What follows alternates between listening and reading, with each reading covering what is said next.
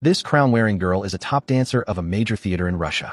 With her graceful figure, she has countless wealthy and powerful admirers every day. But this girl named Dominika only focuses on dancing. Because her mother's leg is ill, Dominika is forced to maintain her peak career status to get free physical therapy and housing provided by the theater. However, life is not always smooth sailing. While Dominika was dancing on stage as usual, her nightmare struck. Her leg was accidentally stepped on and broken by her dance partner. When Dominika woke up, she was in a hospital bed. Her leg was held together by metal pins, indicating she had just undergone surgery. Dominika understood that her dancing career was over. 3 months later, Dominika was discharged from the hospital, and she could walk on her own. When she returned home, she found a man in the house, her Uncle Ivan, who came to visit them. Uncle Ivan was the deputy director of the intelligence agency, and due to his busy work, he rarely visited them. When Dominika made tea for Ivan, he offered to help her with work and left a document behind. After Ivan left, Dominika returned to her room to look at the document. She found a tape recorder and a stack of photos. The tape recorder contained a conversation between her male dance partner and another female dancer. It turned out that another female dancer coveted Dominika's position and had seduced her dance partner to plan the leg breaking to steal her position. Dominika, in anger, ran to the theater and found the couple in the bathroom. She then attacked them with a stick. Dominika then panicked and ran out of the theater, calling an ambulance as she feared causing fatalities. After that, she returned home and found her mother in pain on the floor. It turned out that the conservatory had stopped paying, so the nanny who always took care of her mother no longer came to work. To take care of her mother and stay in the city, Dominika decided to find her Uncle Ivan to see if there were any opportunities. But Ivan, being a cunning man in the Russian intelligence agency, didn't help anyone for free. Even if it was his own niece, she had to do him a favor first. Ivan told Dominika to go to a big hotel at 9 o'clock on Friday night, take a bath, put on a pre-prepared dress, and sit in the most eye-catching position in the bar lobby to attract the attention of the tycoon Dmitri. Start a conversation with him and go to the hotel room together. Take advantage of his inattention to swap his phone. But unexpectedly, Dmitri was very rough with her. Just as he was about to do something inappropriate, an assassin wearing a helmet appeared behind him and strangled Dmitri with a wire. Dominika was terrified and could only obediently follow the assassin's instructions. He used a silenced gun to shoot the door lock and led Dominika down to the garage. After dealing with the bodyguard, he took Dominika to a secret room in the hotel on a motorcycle. The assassin took off his helmet, revealing his true face. At this moment, Ivan also entered the room. Ivan seemed to have turned into a different person, cold and ruthless. He said that because Dominika had seen the assassin in action and his face, she only had 2 choices. One was to be sent for professional training and become a Russian spy. The other was to lose her life right now. Obviously, Dominika could only choose the first option. Before going to training, she went home to say goodbye to her mother, who only gave her one important piece of advice. With this Uncle Ivan, you must protect yourself and not block all your escape routes. The car that picked up Dominika drove on a snow-covered highway. She knew that after this trip, her life would change, and she could never go back. Dominika was taken to a harsh, cold land, the secret military school number 4 of Russia in Siberia. The female instructor who greeted her first gave her a copy of the school's rules.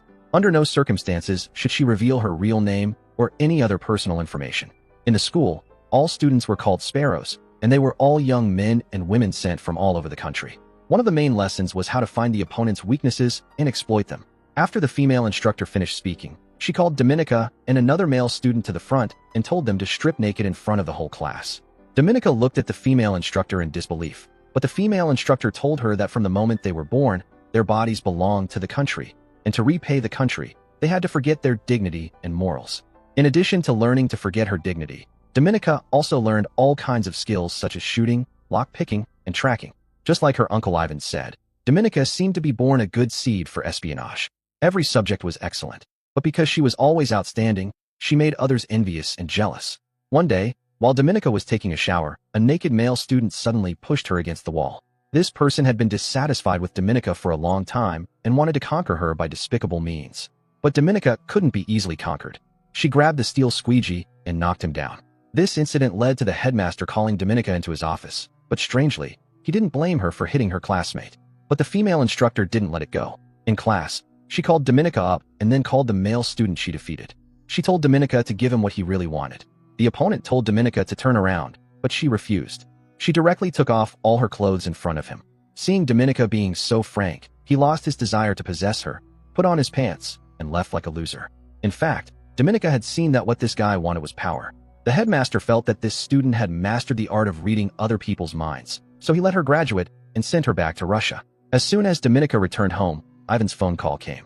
Dominika then went to a restaurant to meet Ivan. He gave her first mission.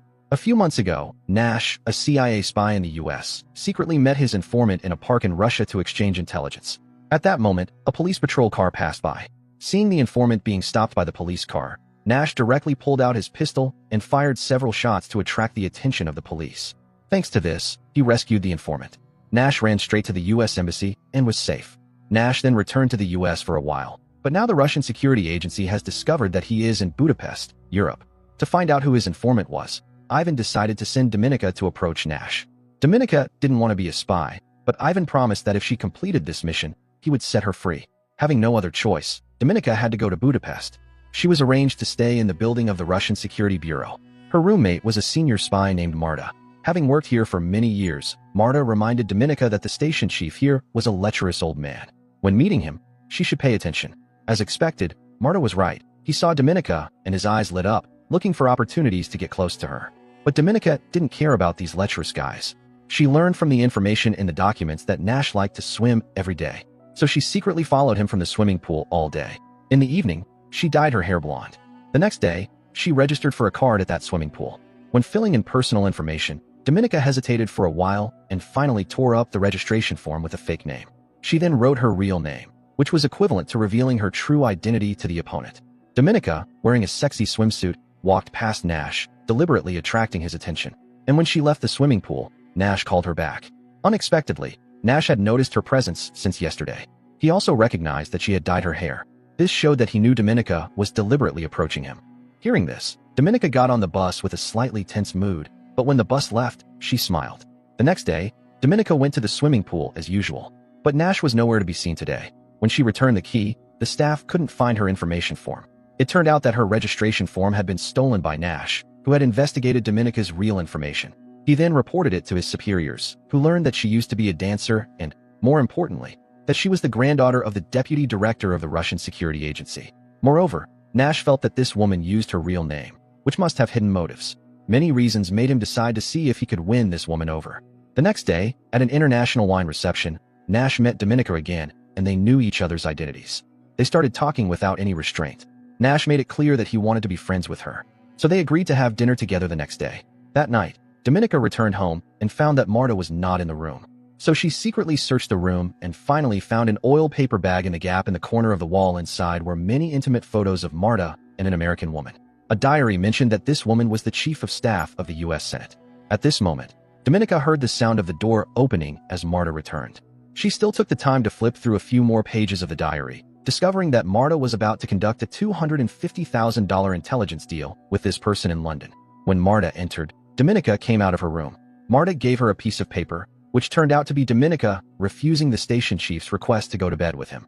So this petty man had directly snitched to the Russian security agency that Dominika had made no progress. So the next night, she didn't go to dinner with Nash as promised, but chose to secretly follow Nash home. Knowing his residence, Dominika decided to go directly to his face to get closer. She squeezed out a few fake tears and pressed the doorbell of Nash's house.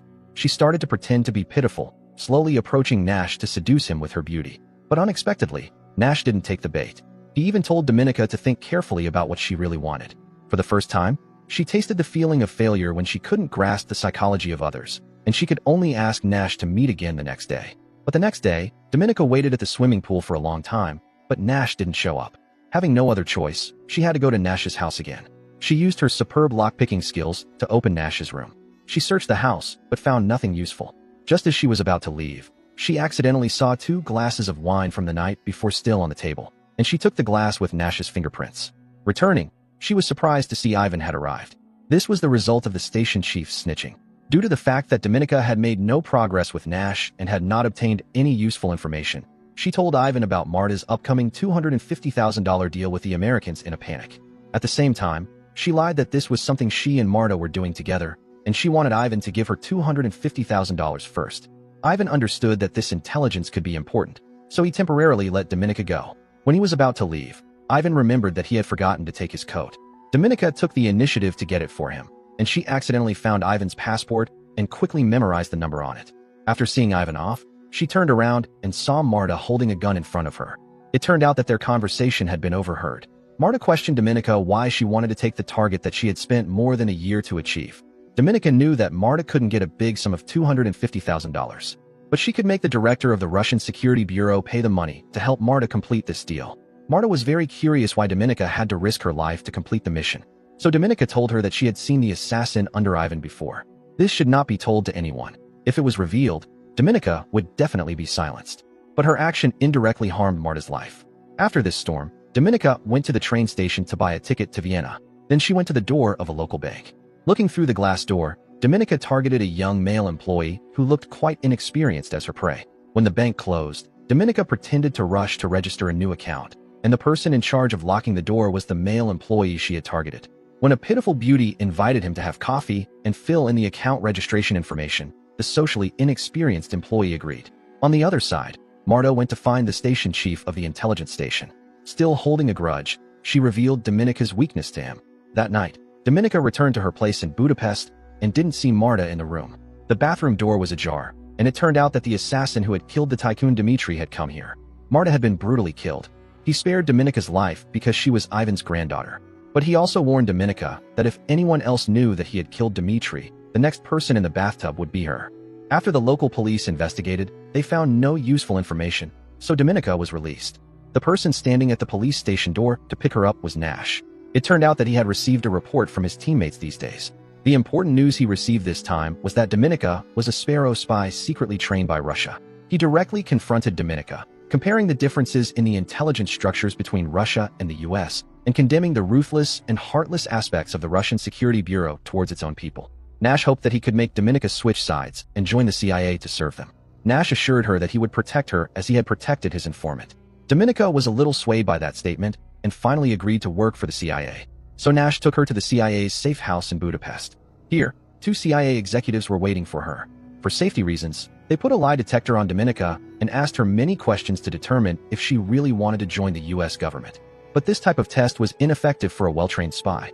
After the test, Dominica also made her own conditions. She needed the CIA to transfer $30,000 to her account in Vienna every month.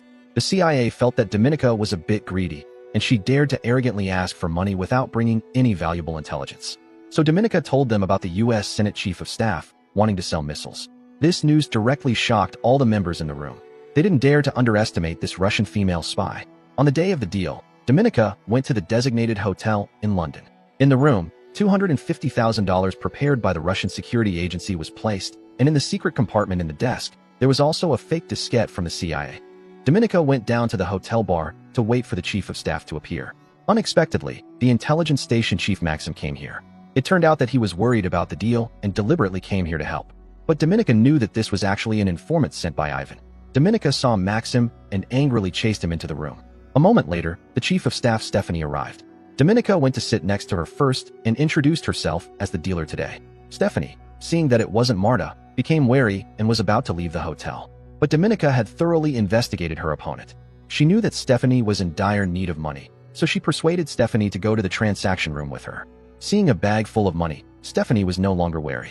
She gave Dominica the diskette containing the missile information. When Dominica went to open the secret compartment under the desk, she started to swap the diskettes. But the operation time was a bit long, which made Maxim suspicious. The CIA employee who was still observing in the next room couldn't sit still anymore, so she rushed over to ring the doorbell of Dominica's room, thus luring Maxim out to open the door, pretending to be a hotel manager asking for customer reviews. Thanks to this, Dominica had more time to act. Finally, she successfully pulled off the switch. Dominica had completed the deal with Stephanie, and before leaving, she told her to leave in an hour. But as soon as Dominica left, Stephanie immediately took the bag of money and left the hotel. While waiting for the traffic light, she lit a cigarette and accidentally noticed that both sides had CIA agents following her. Stephanie panicked and threw the bag of money into the trash. Then she staggered across the street, unexpectedly being hit by a truck and killed. This unexpected situation was also seen by the Russian security agency personnel at the hotel door. He hurriedly called back to report. Maxim received the call and immediately told the driver to go straight to the airport. He told Dominica that the director of the Russian security agency wanted to congratulate them, so he decided to fly back to Moscow immediately. Then he asked for Dominica's diskette and passport. She realized the danger signal, but at this time she could only pretend to be calm. At the same time, Nash had obtained the diskette from the hotel and was about to leave when he received a call from his superiors. Hearing about Stephanie being hit by a car and killed, Nash knew that this situation would definitely affect Dominica's life. He hurriedly drove to the airport, hoping to save her. He caught up with Dominica, who was queuing to enter the waiting area. Dominica turned around and saw Nash, but she shook her head at him, signaling him not to act rashly. Nash could only be completely powerless because he knew that Dominica's trip was likely to be dangerous. Returning to the Russian security headquarters, an interrogator asked Dominica if she had leaked information to the Americans. Dominica, of course, would never admit it even if she was beaten to death. Seeing her stubbornness, Ivan called to directly order to use torture on his granddaughter. Dominica was stripped naked and locked in a cell. Cold water continuously poured over her. Then she was taken to the interrogation room again. The question remained the same, but Dominica still didn't admit it. This time, she had to endure extremely painful beatings. Then they showed Dominica a video, and Maxim, who came back with her, had been executed. The interrogator pulled out a gun behind her and asked the question one last time. But Dominica still didn't admit it. The trigger was pulled, but the gun had no bullets. At this moment, Ivan appeared in front of Dominica and told her to tell the truth. But Dominica said everything she did was to complete the mission. She did it just to gain the trust of the Americans and finally get the informant's information. Ivan couldn't refute it. A Sparrow doing anything to complete the mission was normal. Seeing his pitiful niece, Ivan gradually softened. So Dominica was temporarily released. When Ivan reported the situation to the director, both the director and the headmaster felt that Dominica was deceiving Ivan. This put pressure on Ivan, and he said that if he found evidence of Dominica's betrayal, he would definitely eliminate her himself. At this time, Dominica returned to Budapest and went back to Nash's side. She knew that Nash would not reveal the informant's name, so in the end, she would definitely die. Dominica wanted to think of being protected and asked for more money. She wanted the $250,000 to be transferred to her account in Vienna. Nash agreed to all her requests. In the end, Nash was defeated by this Russian girl in front of him. So what had to come finally came. When Dominica woke up in bed, Nash was nowhere to be seen. When she opened the kitchen door, she saw the assassin strangling Nash with a wire. Dominica immediately understood the situation, so she went to cooperate with the assassin to tie Nash's hands. The assassin temporarily loosened the wire but took out a bag of skinning tools, which were specialized tools for replacing skin for burn patients in hospitals. He wanted to torture Nash slowly until he revealed the informant's name. Dominica looked emotionlessly at the assassin torturing Nash, and she even helped the assassin hold him down. Seeing that Nash refused to say anything, Dominica asked the assassin to give her the tool. Then she took advantage of the assassin's inattention and suddenly attacked him. It turned out that she had been pretending to cooperate to wait for an opportunity to save Nash. At this moment, the assassin woke up and attacked the two with a sharp knife. Both of them didn't wait to die but counterattacked. Dominica took the opportunity to cut the assassin's tendons, and he fell to the floor, unable to stand up. Seeing this, she rushed over to take his life. When Dominica woke up, she was in a hospital bed. Her health was no longer a concern, but the most headache-inducing problem now was what to do next. The assassin's death proved that she had definitely betrayed them. At this moment, the headmaster suddenly appeared in front of her. Dominica thought he was here to kill her, but he told her that he was the informant. His wife had cancer, but the Russian government didn't allow an American doctor to operate on her, causing his wife to leave him very early. This was the reason why he betrayed them, but he was tired of doing it. He saw that Dominica had the potential to take over his job, so he suggested that she expose him. That way, Dominica could continue to live, and she could replace him and continue to work for the CIA. Thanks to this big turning point, Dominica started to act. First, she turned herself into the Budapest police, admitting that she had killed the assassin, and she asked to meet the Russian embassy. When she met the people of the embassy, Dominica asked to call the director of the Russian security agency. She wanted to directly report the name of the internal target and use this information to exchange for her life. Dominica reported the name of the mole to the director over the phone. At the same time, the headmaster returned home and didn't lock the door. He just sat on the sofa, quietly waiting for someone to arrest him. Dominica was taken to the airport by the police. The CIA had been waiting here for a long time, and Nash quietly looked at her with disappointment in his eyes. This woman had finally completed her mission. At this moment, a Russian helicopter flew over, and they brought the spy. When Nash asked the Russian side to remove the hood to identify the identity, unexpectedly, the person brought was not the headmaster but Ivan. At this time, Nash knew that Dominica had deceived them, but at this time, Nash couldn't expose the truth. They confirmed that it was the target they wanted to exchange.